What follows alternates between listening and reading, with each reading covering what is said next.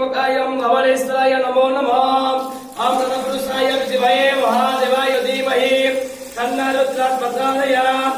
तौ भगवन्तो महादेव द्वितीयं महेश्वरं तृतीय शङ्करानामं चतुर्थे वृषभध्वजं पंचमे देवासं षष्ठे कामं जनार्दनं सप्तमोदमस्य नीलकण्ठं मकाष्टमं धवलेश्वरमात्रौ नवमेश्वरो नामं दशमे पार्वती प्रिये रुद्रे कादश नाम दशमते एतानि शिवनामानि त्रिसन्धे नरपणे धवलेश्वरमात्रौ आदि शक्य पंचुकर समस्त वर्तमान कर मंगलो बोल आनंद गवार हरि बोलो धवलेश्वराय नमो नमः।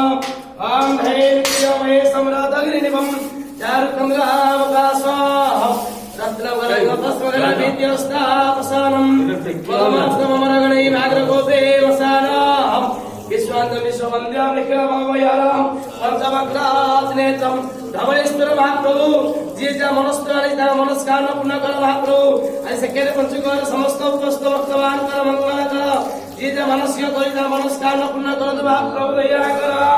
ओम दीपम ज्योति परम ब्रह्म दीपम ज्योति जनार्दन दीपदम मरते पापम पूजा दीप नमस्तुते तरतु कल्याणम आरोग्यम संपदम शत्रुबोधि विनाशं च पूजा दीप नमस्तुते हे दीप मेरी कर्मसाकी नमो नमः।